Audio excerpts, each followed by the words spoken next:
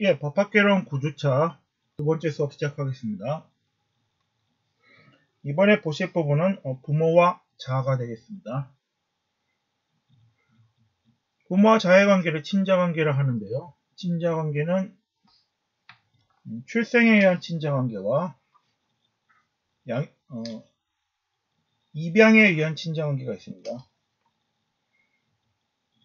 출생에 의한 친자관계는 부모와 자녀의 관계가 혈연에 기초한 것이고요. 법정 친자관계는 입양이라는 법적 절차에 의해서 친자관계가 성립되는 것입니다. 자의 성은요, 부의 성은 아버지의 성을 따르는 경우가 원칙이지만 아버지가 외국인인 경우 한국인인 어머니의 성과 본을 따를 수 있습니다. 아버지를 알 수 없는 자녀는 어머니의 성과 본에 따르게 됩니다. 아버지도 알 수 없고 어머니도 알 수 없는 경우에는 법원의 허가를 얻어 성과 본을 새로 창설할 수 있습니다. 혼인 중의 출생자는 혼인관계에 있는 부모 사이, 즉 법률로 혼인관계 사실상의 혼인관계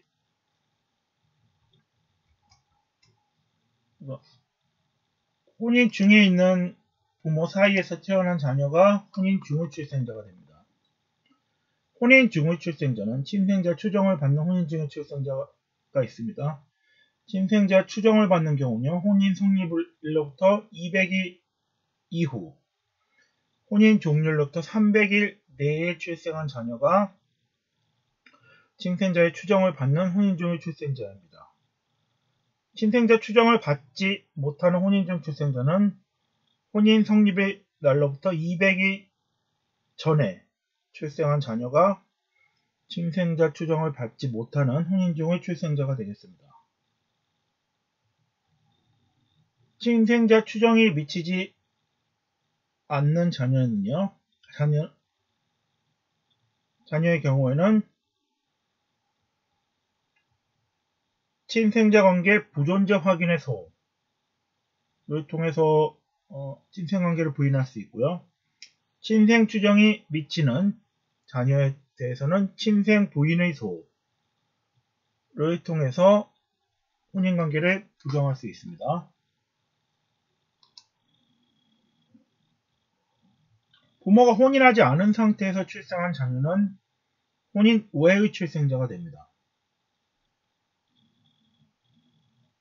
혼인 외의 출생자를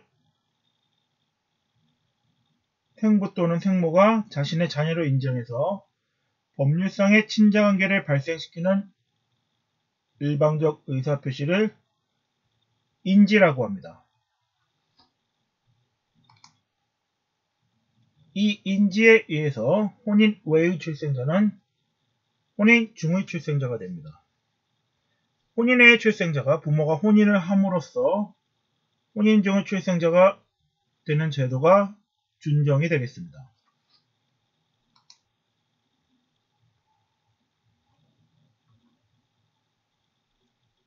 인공수정을 통해서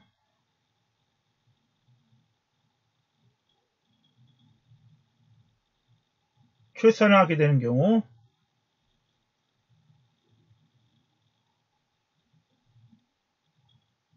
남편이 제공한 정자에 의해서 자녀가 되는 경우는요, AIH가 되고요. 제3자가 제공한 정자에 의해서 출생하게 되는 경우는 AID가 되겠습니다. 그래서 D는 도너가 되겠습니다. 그 체외 수정자는 그 처에게 불임 원인이 있는 경우 난자와 정자를 시험관에 수정시켜 처의 자궁에 착상시키는 것이 되겠습니다. 자궁에 이상이 있다는 이유로 체외 수정한 수정란을 제3자 자궁에 착상시키는 것이 대리모의 출산이 되겠습니다. 법정 혈족 관계가 성립하는 양자제도의 경우에는 자연혈족 친자관계가 없는 사람들 사이에서 법률에 통해서 친자관계를 성립시키는 제도입니다. 양친자관계를 창설할 것을 목적으로 하는 양자와 양친 사이의 합의를 입양이라고 합니다. 입양은 당사자 사이의 합의와 입양의 합의와 입양 신고가 있음으로써 성립됩니다. 입양의 장애사유로서 양부모는 성년자여야 하고요. 미성년자를 입양하는 경우에는 가정법원의 허가를 얻어야 합니다. 13세 이상의 미성년자를 입양하는 경우 법정 대리인의 동의를 받을 것을 요하고 있습니다.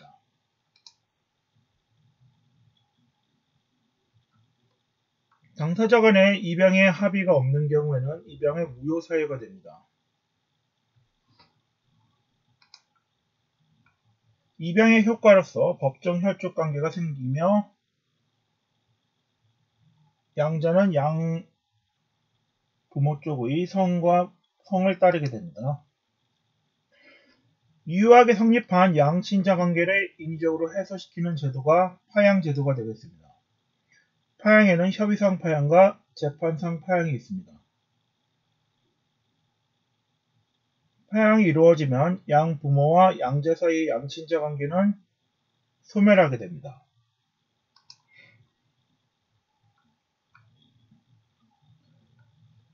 입양하려는 자가 13세 미만자인 경우 친양자 제도를 새로 도입해서 그 친양자 입양의 경우에는 혼인 중의 출생자로 의지하도록 하는 규정이 생겼습니다.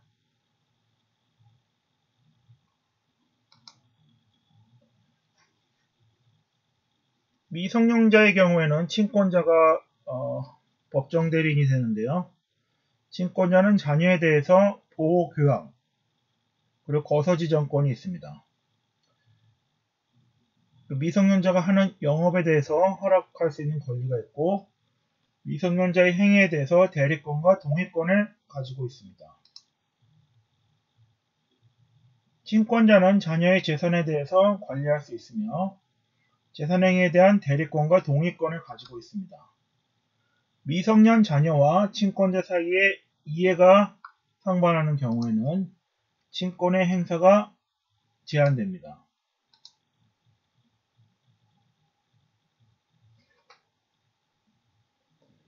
친권과 관련해서 친권이 상실되는 경우도 있고 정지되는 경우와 제한되는 경우가 있습니다. 이것은 법률의 규정을 통해서 살펴보겠습니다. 성년 후견 제도가 새로 도입됐는데요. 미성년 후견과 성년 후견이 있습니다.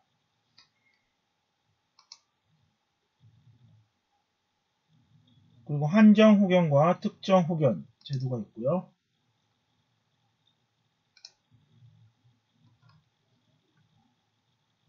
임의 후견 제도와 관련해서는 후견 계약에 의해서 성립됩니다. 후견 감독인은 후견인의 사무를 감독하며 그 사무에 관해서 가정법원에 보고를 해야 할 의무가 있습니다. 후견인이 비행을 저지른 경우에는 후견의 계약이 해지될 수 있습니다. 부양의 경우에는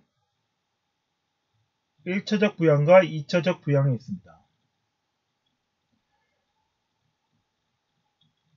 부양을 받을 권리가 있는 자가 의무자를 상대로 청구할 수 있는 권리가 부양 청구권이 되겠습니다.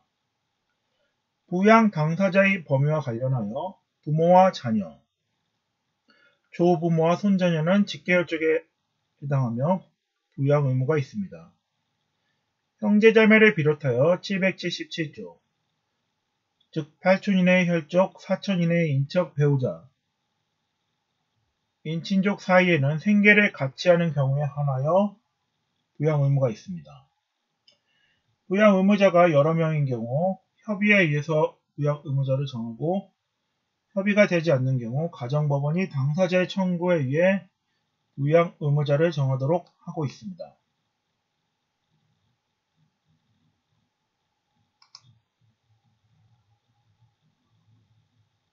인공수정 자녀와 친생자 관계 보존제 확인의 소라는 내용이 있는데요. 갑남과 을녀는 부부 사이입니다. 법률상 부부 사이인데 갑이 무정자증으로 이제 아이를 낳을 수 없자 을은 부인은 남편의 동의를 얻어 제3자의 정자를 제공받아 AID가 되겠습니다. 시험관 수술을 통해 인공수정을 통한 임신을 한 다음 병을 출산하였습니다. 그리고 20년 후 갑과 을은 이혼소송 중 병에 대해 친생자관계 부존재 확인의 소를 제기하였습니다. 이때 갑이 제기한 친생자관계 부존재 확인의 소가 타당한가? 라는 문제와 관련해서 사례를 하나 보시겠습니다.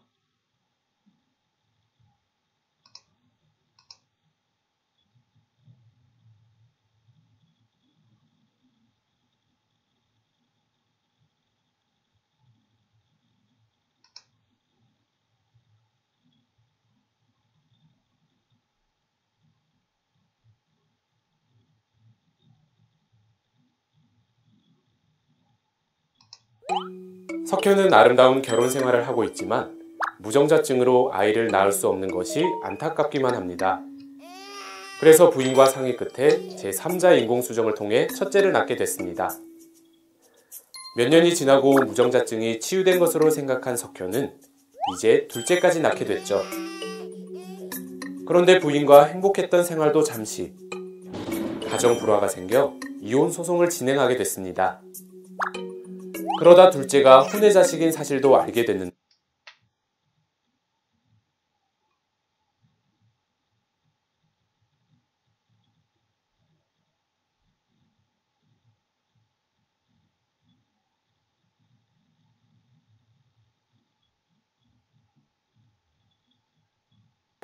요 너무 화가 난 석현은 두 자녀 모두 친자식이 아니기에 부양 의무가 없다는 소송을 내게 됩니다. 그래도 부인은 아버지가 될 수 있다고 주장했죠. 이런 경우 석현에게 두 아이의 친자 관계는 성립될 수 있을까요? 친자 관계는 친권, 부양 의무 및 상속권 등이 비롯되는 부모와 자식 간의 법적인 관계를 말합니다. 친자 관계의 확인은 자녀의 양육과 양육권, 양육수당, 상속 등에 영향을 미칠 수 있어 확인하는 것은 매우 중요한데요. 오늘 사례는 육체적 관계가 아닌 사회적 관계가 친자 관계가 성립되는지가 주요 쟁점입니다. 과연 혼외 자식도 친자 관계가 성립될까요? 모자 관계는 포태와 분만이라는 자연적 사실에 의해서 친생자가 확정되지만 부자 관계는 혼인 중의 출생이라는 경험칙에 의한 법률상 추정을 통해 확정됩니다. 사안에서 첫째 아이는 제3자 인공수정 자녀에게 친생자 추정 규정이 적용될 수 있느냐에 대한 부분인데요. 최근 나온 대법원 전원합의체 판결에 의하면 부부의 의사가 합치한 그 아래에서 제3자의 정자를 이용한 인공수정을 진행했다면 태어난 자녀는 소송으로 번복할 수 없는 친생자로 추정된다 라고 판시하였습니다. 그에 의하면 이 사건에서 남편인 석현이 인공수정에 동의한 이상 친생 추정이 이루어지며 인공수정을 통한 자녀를 자신의 자녀로 승인한 것으로 보아 친생 부인을 하는 것이 어렵다고 보입니다. 사안에서 둘째 아이는 비록 유전자가 다르다 하여도 민법상 친생 추정을 받는 혼인 중의 자에 해당하기 때문에 친생 부인의 소를 통해서만 친자관계를 해소할 수 있는 것이 원칙입니다. 그리고 친생 부인의 소는 친자가 아님을 안 날로부터 2년 이내에 소를 제기해야 합니다. 따라서 친자가 아님을 안 날로부터 2년 이내에 친생 부인의 소를 제기하고 유전자 검사 결과를 증거로 제시하면 친자관계를 부인할 수 있을 것으로 보입니다. 우리 민법에서는 혼인 성립의 날로부터 200일 후 또는 혼인 종료의 날로부터 300일 이내에 출생한 자를 친생자로 추정하는 규정을 두고 있습니다. 혼외 관계를 통해 태어난 자녀에게도 친생 추정이 미친다고 법원은 판단했죠.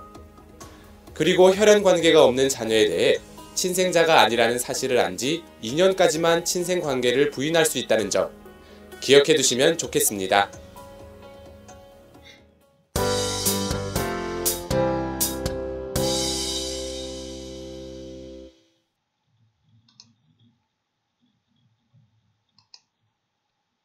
네, 따라서 이 경우에 갑의 주장은 허용될 수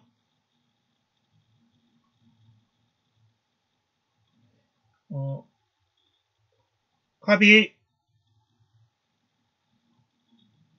정자를 제공받을 당시에 제3자의 정자를 제공받을 당시에 그로 인해서 출생한 자녀와의 친자관계를 형성시키려는 의사가 있었다고 보이기 때문에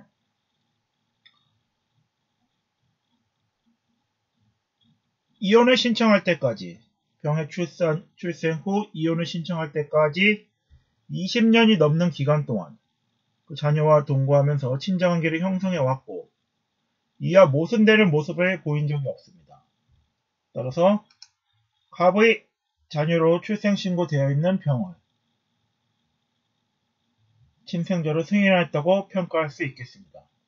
따라서 이제 와서 갑이 친생 추정을 받는 병을 상대로 친생자관계 부존재 확인에서로서 부존재 확인을 구하는 것은 부적법하다고 할 것입니다.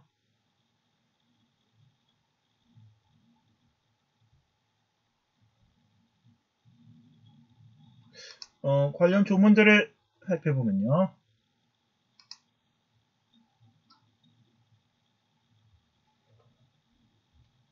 부모와 자아 부분이 되겠습니다.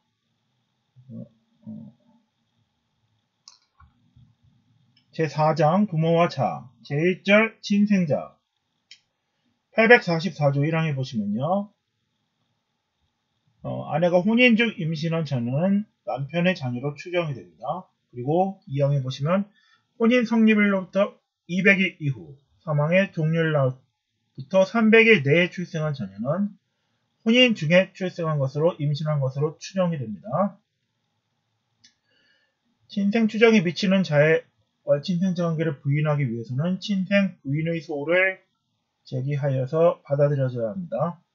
친생 부인의 소는 847조에서 친생자 아니면 안날로부터 그 사유를 안날로부터 2년 내에 제기하도록 하고 있습니다. 따라서 친생자 아니면 안날로부터 2년이 경과하면 소를 제기할 수 없습니다.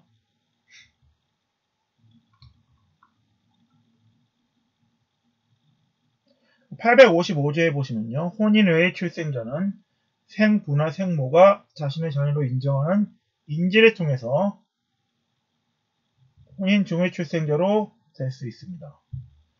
그리고 혼외자가 부모가 혼인하면 그때로부터 혼인 중의 출생자가 되는 것이 준정이 되겠습니다.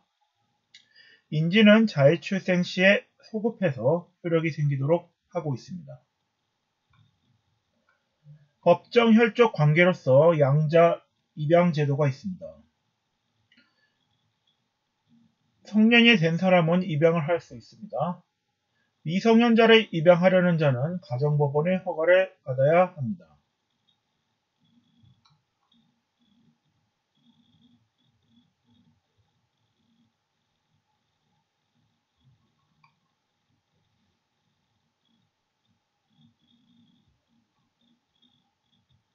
양자가 될 사람이 13세 미만인 경우 법정 대리인이 피입양자를 가름해서 입양을 승낙할 수 있습니다. 양자가 될 자가 미성년자인 경우에는 부모의 동의를 받아야 합니다.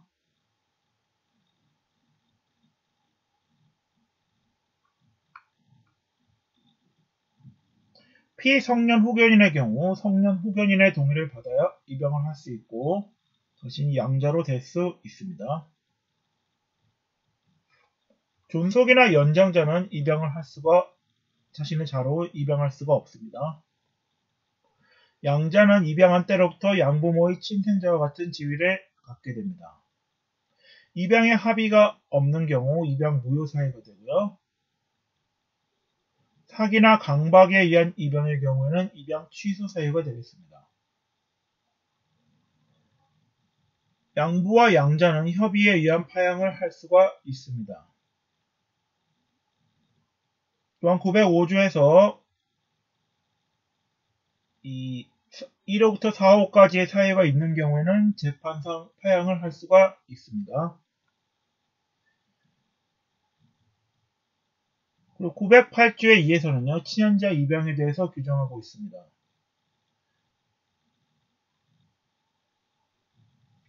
친양자가 될 사람이 13세 미만인 경우 법정 대리인이 가름해서 입양을 승낙할 수 있고, 13세 이상인 자의 경우에는 법정 대리인의 동의를 받아 입양을 승낙할 수 있습니다. 친양자 입양이 이루어지면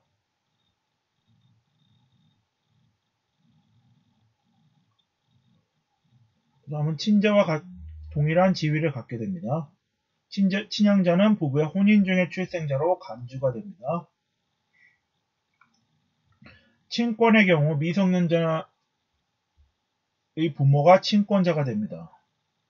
양자의 경우에는 양부모가 친권자가 됩니다.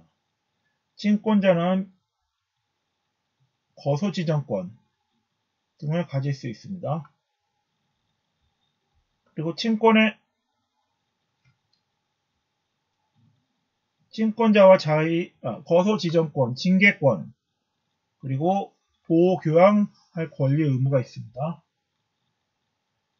친권자와 법정 대리인이 이해가 상반하는 경우 특별 대리인을 선임하도록 하고 있습니다.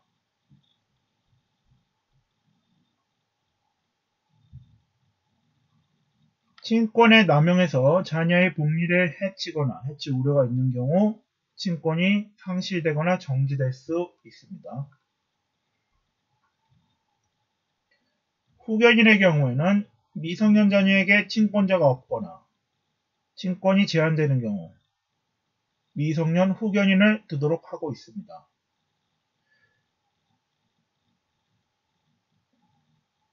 성년 후견의 경우 성년 후견 개시 심판이 있는 경우 그 심판을 받은 사람은 성년 후견인을 두어야 합니다. 후견인의 결격 사유는 937조에 규정되어 있습니다. 937조에 해당하는 사람들은 후견인이 될 수 없습니다.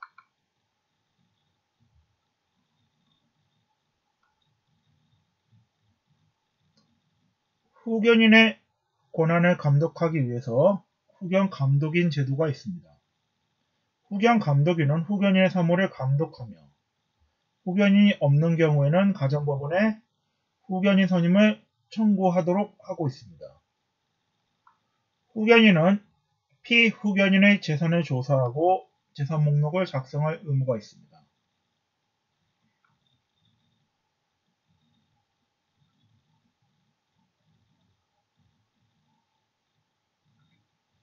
후견의 경우에는 미성년 후견 외에 한정 후견과 특정 후견이 있습니다. 우리나라의 경우 한정치선자, 금치선자 제도를 없애고 성년 후견 제도를 두었기 때문에 한정 후견과 특정 후견 제도가 있습니다. 임의 후견인의 경우에는 후견 계약을 통해서 선임될 수 있습니다.